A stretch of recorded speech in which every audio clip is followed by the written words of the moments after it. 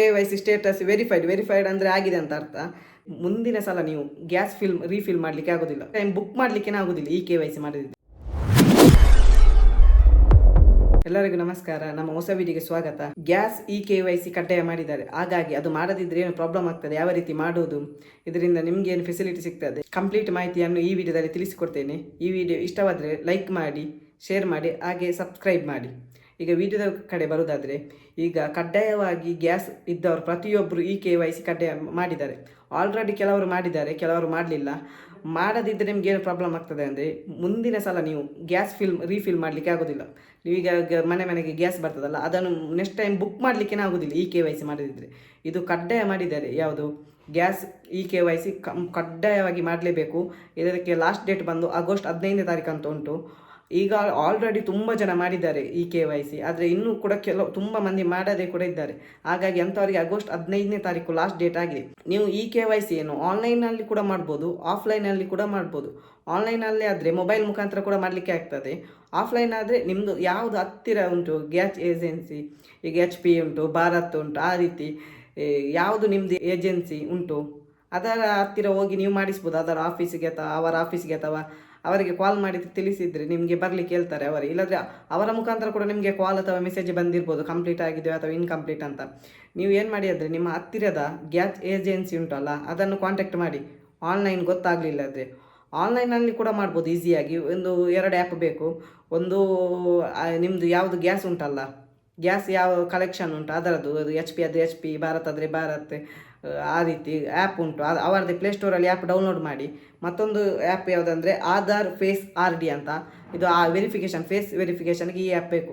2 app ಕಡ್ಡಾಯವಾಗಿ ನೀವು download ಮಾಡಬೇಕು ಆನ್ಲೈನಲ್ಲಿ ಮಾಡೋದಾದರೆ. ನಂತರ ಏನು ಮಾಡಬೇಕು ಅಂದರೆ, ನೀವು ಆ ಆ್ಯಪ್ ಓಪನ್ ಮಾಡಿ. ಅದರಲ್ಲಿ ನಾನು HP ಗ್ಯಾಸ್ ಇದ್ದು ನೋಡಿ, ಈಗ ತೋರಿಸ್ತೇನೆ. HP ಗ್ಯಾಸ್ ಇದು ನಾನು ಮನೆಯದ್ದು HP ಗ್ಯಾಸ್, ಹಾಗಾಗಿ ನಾನು ಮನೆಯದ್ದು ಚೆಕ್ ಮಾಡಿದೆ. ನಮ್ಮದು ಆಲ್ರೆಡಿ ವೆರಿಫಿಕೇಷನ್ ಆಗಿದೆ ಅಂತ ತೋರಿಸ್ತುಂಟು. ವೆರಿಫೈ ಮಾಡಲಿಕ್ಕೆ ಕೂಡ ಏನು ಮಾಡಬೇಕಂದ್ರೆ, ನೀವು ಮೊದಲು ಆ್ಯಪ್ ಓಪನ್ ಮಾಡಿ. 2 ಆ್ಯಪು ಡೌನ್ಲೋಡ್ ಮಾಡಬೇಕು, ಆಧಾರ್ ಫೇಸ್ RD, ಮತ್ತು ನೀವು ಯಾವುದು ಇದು ಗ್ಯಾಸ್ ಯೂಸ್ ಮಾಡ್ತೀರಲ್ಲ ಕಂಪನಿ, ಆ ಕಂಪನಿದ್ದು ಇದು ಆ್ಯಪ್ ಉಂಟು ಪ್ಲೇಸ್ಟೋರಲ್ಲಿ, ಅದನ್ನು ಡೌನ್ಲೋಡ್ ಮಾಡಿ. ನಾನೀಗ HP ಇದ್ದು ತೋರಿಸ್ತೇನೆ ನೋಡಿ. ಈಗ ನಾನು ಮೊಬೈಲಲ್ಲಿ HP ಗ್ಯಾಸ್ ಓಪನ್ ಮಾಡ್ತೀನಿ. ಅಲ್ಲಿ ಮೊದಲು ಲಾಗಿನ್ ಕೇಳ್ತಾರೆ. ಲಾಗಿನ್ ಆದಮೇಲೆ ನಾನು ಆಲ್ರೆಡಿ ಆಗಲ್ಲ ಲಾಗಿನ್ ಮಾಡಿದ್ದೆ, ಅದ್ರ ಲಾಗಿನ್ ಕೇಳ್ತಾ ಉಂಟು. ಫಸ್ಟಿಗೆ ನಿಮ್ಮ ರಿಜಿಸ್ಟರ್ ಮೊಬೈಲ್ ನಂಬರ್ ಎಲ್ಲ ಹಾಕಿ OTP ಹಾಕಿ ಲಾಗಿನ್ ಮಾಡಿ. ಲಾಗಿನ್ ಆದ ತಕ್ಷಣ ಫ್ರಂಟ್ ಪೇಜ್ ಈ ರೀತಿ ಓಪನ್ ಆಗ್ತದೆ ನೋಡಿ. HP ಗ್ಯಾಸ್ ಇದು ಈ ರೀತಿ ಫ್ರಂಟ್ ಪೇಜ್ ಓಪನ್ ಆಗ್ತದೆ. ಅಲ್ಲಿ ನೋಡಿ, ಮೊದಲು ನೀವು ಆಗಿದೆ ಇಲ್ವ ಅಂತ ಚೆಕ್ ಮಾಡಲಿಕ್ಕೆ ಮೇಲ್ಗಡೆ ಪ್ರೊಫೈಲ್ ಉಂಟು. ನೀವು ಲಾಗಿನ್ ಆಗುವಾಗ ನಿಮ್ಮದು ರಿಜಿಸ್ಟರ್ ಯಾವುದು ಗ್ಯಾಸ್ಗೆ ಕೊಟ್ಟಿದೆ ಅದೇ ನಂಬರಲ್ಲಿ ಲಾಗಿನ್ ಆದರೆ ನಿಮ್ಮದು ಡೀಟೇಲ್ಸ್ ತೋರಿಸ್ತದೆ ಫಸ್ಟಲ್ಲಿ ಲಾಗಿನ್ ಆಗುವಾಗಲೇ. ಅಲ್ಲಿ ನ್ಯೂ ರಿಜಿಸ್ಟರ್, ಆಲ್ರೆಡಿ ನೀವು ಗ್ಯಾಸ್ ಕನೆಕ್ಷನ್ ಹೊಂದಿದ್ದೀರಿ HP, ಆ ರೀತಿ ಆಪ್ಷನ್ ಕೇಳ್ತದೆ ಫ್ರಂಟ್ ಪೇಜಲ್ಲಿ. ಅದನ್ನೆಲ್ಲ ಫಿಲ್ ಮಾಡಿ, ಆಗ ಈ ಪೇಜ್ ಓಪನ್ ಆಗ್ತದೆ. ಆಲ್ರೆಡಿ ಇದೆ ಅಂತ ಫಿಲ್ ಮಾಡಿ. ಅಲ್ಲಿ ಯಾವುದು ಗ್ಯಾಸ್ ಉಂಟಂತ ಕೇಳ್ತದೆ, ಆಲ್ರೆಡಿ ನಿಮ್ಮ ಹತ್ರ ಅಲ್ವಾ, ನ್ಯೂ ಕನೆಕ್ಷನ್ ಅಂತ ಆಲ್ರೆಡಿ ಉಂಟಂತ ಕೊಟ್ಟರೆ ಈ ರೀತಿ ಓಪನ್ ಆಗ್ತದೆ ಪೇಜ್. ನಂತರ ಅಲ್ಲಿ KYC ಇನ್ಫಾರ್ಮಿಂಗ್ ರಿಕ್ವೆಸ್ಟ್ ಅಂತ ಉಂಟು, ಅಲ್ಲಿಗೆ ಕ್ಲಿಕ್ ಮಾಡಿ. ಪ್ರೊಫೈಲಿಗೆ ಹೋಗಿ, ನಾನು ಸೈಡಿಗೆ ಸ್ಕ್ರೀನ್ ರೆಕಾರ್ಡ್ ಹಾಕ್ತೀನಲ್ಲ, ಆಗ ನಿಮಗೆ ಗೊತ್ತಾಗ್ತದೆ. ಪ್ರೊಫೈಲಿಗೆ ಕ್ಲಿಕ್ ಮಾಡಿ. ಅಲ್ಲಿ ನೋಡಿ ಪ್ರೊಫೈಲಲ್ಲಿ KYC ಇನ್ಫಾರ್ಮ್ ಅಂತ ಉಂಟಲ್ಲ, ಅಲ್ಲಿ ಕ್ಲಿಕ್ ಮಾಡಿ. ಅಲ್ಲಿ ನೋಡಿ KYC ಸ್ಟೇಟಸ್ ವೆರಿಫೈಡ್ ಅಂದರೆ ಆಗಿದೆ ಅಂತ ಅರ್ಥ. ಮತ್ತೊಂದು KYC ಸ್ಟೇಟಸ್ ಅಪ್ರೂವಲ್ಡ್, ಅದು ಕೂಡ ಆಗಿದೆ ಅಂತ ಅರ್ಥ.